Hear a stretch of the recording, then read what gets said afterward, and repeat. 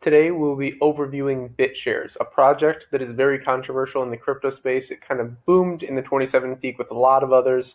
Same with EOS, as Dan Larimer is the founder of this project. It was formerly known as Proton shares or PTS.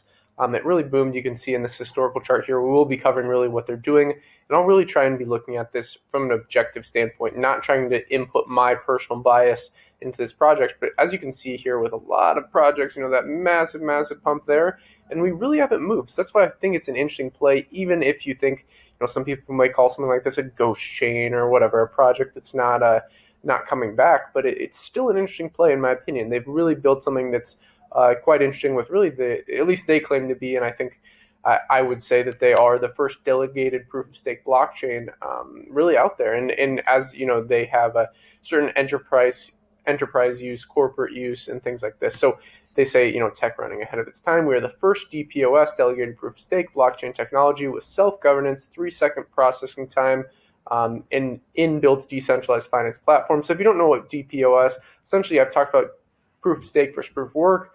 Very basic understanding is with proof of work, you have to have like physical miners, like the Bitcoin network, for example, is proof of work.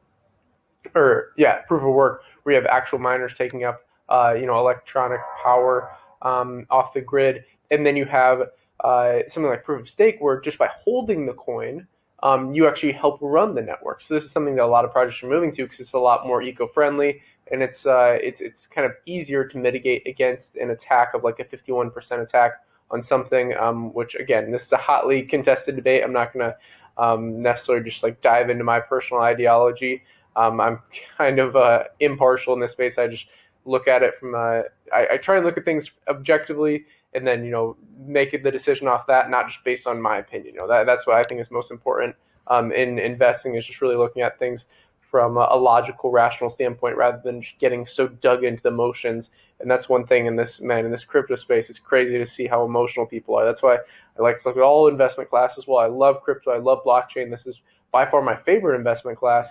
That's why I also look at things like commodities, things like emerging market real estate, stock market, and alternative asset classes as kind of hedges. So since they're this delegated version, I talked about proof of work versus proof of stake for a basic understanding. You can go check out my video on that. But the delegated proof of stake, it basically adds a governance aspect to it. So by staking it, you also have governance rights. So it kind of forms this kind of a democracy, which is quite interesting. So we combine ethics, responsibility, innovations, fairness, knowledge, and 6 years of experience to manage a safe, stable, and scalable ecosystem. So again, my current kind of investment thesis around this is if you just literally look, it's very basic. First of all, the project's fundamentally pretty sound in my opinion, especially, again, this video is just kind of an introduction on this, but I have dug into their GitHub and white paper, which I'd be happy to do another video. But if you kind of combine that and then look at these charts, like this last all-time high was up around $1. What did we peak out? Around 90 cents, right? But pretty close to $1.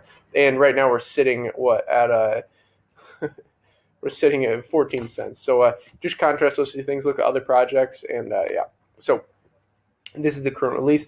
They have DPoS governance 2 with improved voting mechanisms throughout strict stake lock, power decay due to inactivity, power multipliers to encourage long-term holders, manage, and more. So this is one of these things. Is like a lot of these chains people are moving away from, and I think this is interesting that they're kind of trying to stay up to date. A lot of these projects like EOS, like XRP, may be falling a bit behind compared to something like Polkadot or kind of these more innovative projects that have come out in the past couple years versus just past bull run.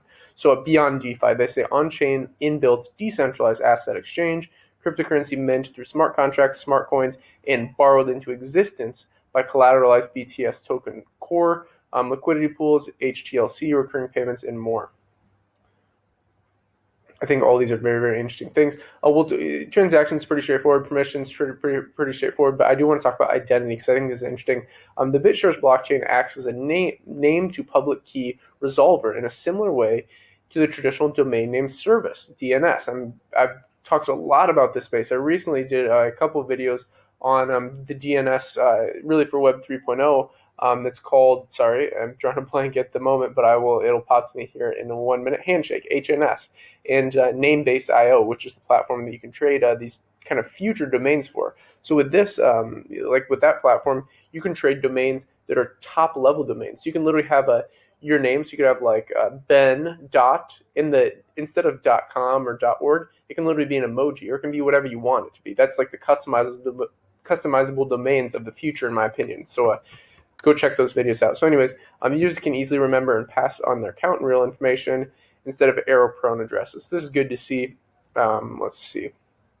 So they have a corporate relaunch. I won't dig too into that. But again, this is kind of one of these things where I mean, I don't want to compare them with XRP, but they really are working with corporate, in my opinion. You can see this kind of like a roadmap here. So January 2021, they had this going. They were kind of ahead of schedule under that. February, this is going the name under review, BitShares Management Corp. I do like this. They have this all laid out. So they have the BitShares Decentralized Exchange in March, and then currently what they're working on is the step 3, which is company conversion to stock-based with 15 shareholders, registered stock, and pegged to BTC. So this is going public, guys. This is quite interesting. What's happening with this? Again, do your own research with this. It's kind of controversial in the crypto space because things like XRP, things like this, are more dabbling in the traditional finance space.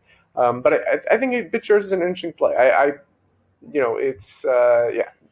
Obviously do your own research, form your own opinion.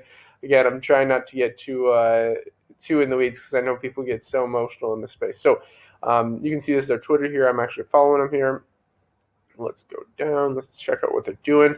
So they have NFTs launching April 2021. I'm curious if anyone's going to buy these NFTs. Let's see. They have the Crypto Club.